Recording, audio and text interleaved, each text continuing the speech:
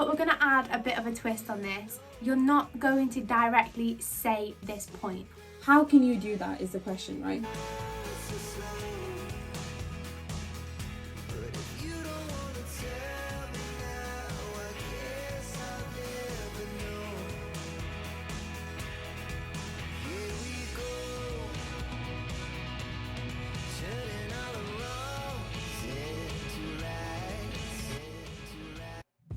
Hello everybody, so welcome back to my channel. If you don't know me, my name's Amelia and I'm a first year medical student. I'm joined today with Mashiat. Hi guys, so my name is Mashiat and I'm a second year medical student going into my third year. I'm joined by Mashiat today to do the third video of the Applying to Medical School series, and this video is going to be all about your personal statement and how to write one. So I have an Applying to Medical School formula, and that formula is grades plus UCAT score plus personal statement plus work experience plus interview plus a little bit of luck equals success. So with that said, let's get into this video, which is all things personal statement. Let's start with the introduction. So how do you write a good introduction in your medical school personal statement? We have split this into 3 things for you, just to make it clear and concise, and so you know what you need to involve in your introduction. So number 1, what made you want to be a doctor? There has to be a moment. It's really important to think about your first exposure and what made you want to be a doctor. But we're going to add a bit of a twist on this. You're not going to directly say this point. Try and be really clever in this and say it in a clever way that's not cringy, and they're not going to say, oh, that is not true at all. If you had an operation when you were 8 years old and it made you want to save everybody in the world, that's absolutely great. But you need to expand on that. What about that operation and having that and experience that made you want to be a doctor? Be specific. There'll be something. You can't just say, this made me want to be a doctor. Think about the fact that they're getting thousands of applications. Be original, be individual, and think outside the box, and don't be too cliche. What made me want to be a doctor, this is something similar that you can maybe mention, is I was really interested in biology, and I was really interested as to like how dynamic the human body is, as that's something I wanted to learn more about. I understand that you can do that through research, but why I wanted to do medicine was the fact that I really like using interpersonal skills with different groups of people. So I thought with medicine, it's such a nice mixture and amalgamation of like a good science subject with like different humanities and really meeting different types of people, that I thought, you know, this is a career for me. Maybe your answer to why you want to do medicine will change throughout your career, but at that moment, that's definitely why I wanted to do it. So the second thing to mention in your introduction is what actually interests you about medicine. So you need to link that to why you want to be a doctor. They want to actually know what about medicine interests you. That's always different for different people. The fact that you're interested in the human body, the fact that you can acknowledge that it's going to be difficult, and that you're adaptable are 3 different things that they really want to see in you, and maybe that's something that's worth acknowledging in your intro for sure. And number 3 is to explore this. I think that there's actually like a clear kind of way that you can structure this, and we've split it up into this kind of acronym called PEER, which is a bit like what you've learned in like GCSE English, which is a bit like point, evidence, explain, reflect. Anything that you do within your personal statement, don't just state it, really expand on it by using PEER to make sure that you kind of get your point across to the medical schools, and that you don't just name drop different things that you've done. Making your point and expanding on it and explaining why. I'd say that's actually the most important question throughout this personal statement. Constantly asking yourself and also answering that why within every statement that you mention. Every point you make, explain why. So number 1, why you want to be a doctor, why you want to do medicine. 2, what interests you about medicine and what interests you about being a doctor. And number 3 is to explore this. Okay, so let's move on to the main body, which is the biggest chunk of your personal statement. And with it being the biggest chunk, you need to remember to not waffle. You need to be very concise. You need to remember that you only have 4,000 characters, which is about 1,000 words. Sometimes when you hear 1,000 words, you're like, okay, that's a lot. But essentially, it's literally one side of an A4 piece of paper. That's not a lot. You're telling a person why you want to spend the rest of your life doing a career on one paper. And that's hard, and we acknowledge that that's hard. But the main thing to remember is always quality over quantity. You're not gonna get everything down. If you've been wanting to do medicine for a while, I can imagine that you have, you know, all these experience and all these things that you've been doing to work towards this goal of yours. You need to think, what is the most individual to you? What is the most unique? What is everyone not going to be saying? And those are the points that you need to focus on. Even if you write a list of all the things you've done, and then just mention the most impactful and the ones that are going to make the reader go, oh wow. Yeah, the next point for me would definitely be show them that you're different by telling them about your different skills. How can you do that is the question, right? We will all have different sets of skills and different sets of like experiences.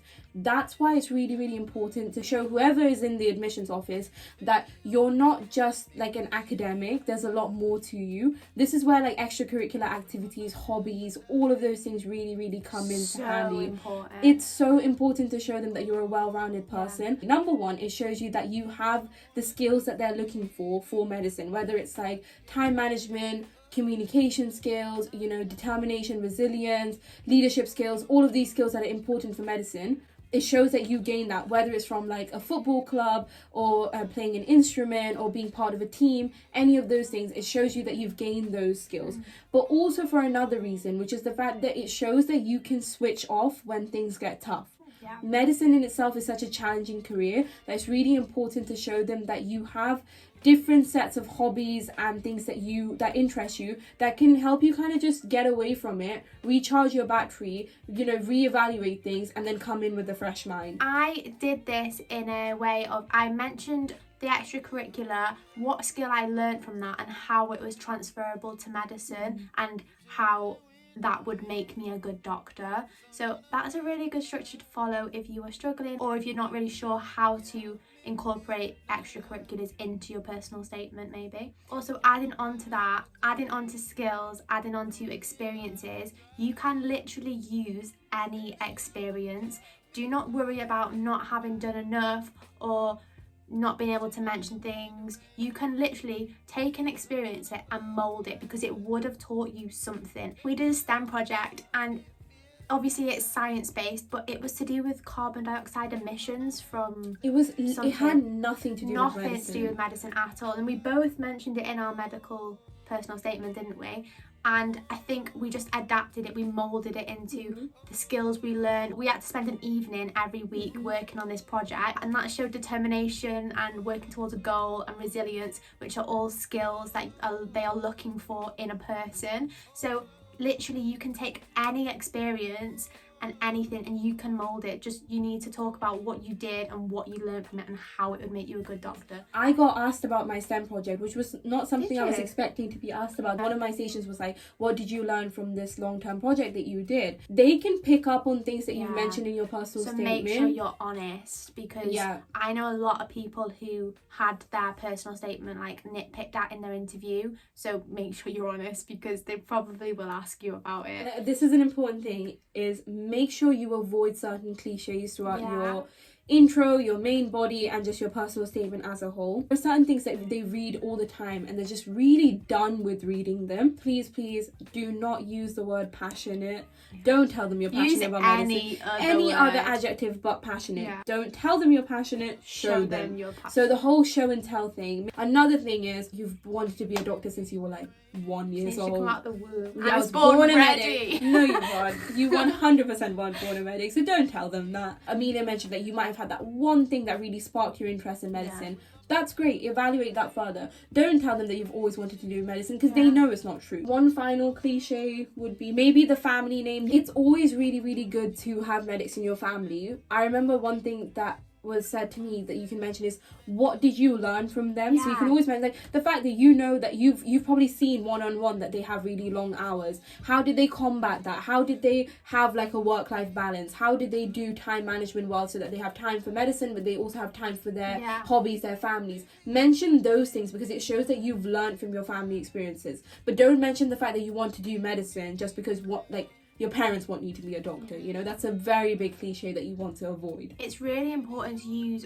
all your individual experiences, to your advantage. If you've got medic parents, then that is great. Use that to your advantage and mention those things that Masha just said. If you've not got medic parents, it's absolutely no problem. Like, none of my family's medical at all.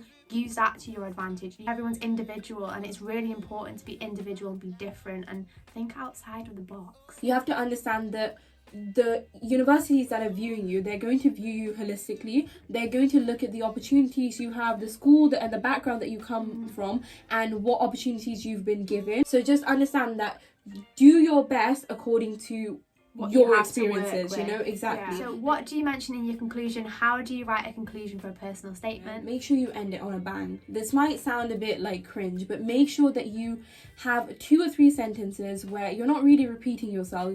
You're essentially like summarizing why you are good for medicine, why medicine interests you, and why they want you, right? Really grab them in. Try to summarize without repeating yourself in the conclusion as well, because it doesn't want to be like you've just said all this and you're wasting your words by saying it again. Summarize what you've mentioned in a short, snappy, concise way that's really going to catch the reader's attention. This is why I want to do medicine. This is why you want me, in a couple of sentences. So that's it for this video. Thank you so much for watching. I hope we've given you some valuable tips that you can take forward when you're writing your personal statement. Wish you all the best in the upcoming application season. It is scary, but you're going to be absolutely fine. You're really going to be fine. You'll get there in the end. Thank you so much for watching. Make sure you tune in for the other parts of this Applying to Medical Schools series. If you've enjoyed this video, I'd really love it if you would like and comment down below and subscribe to my channel. Thank you so much for watching, and thank you, Masha, for all this valuable information. Thank you for having me, and just remember, guys, it is tough, it is difficult, but you're gonna get through it. We got through it, so you'll be just fine. And Bye. we'll see you in the next one.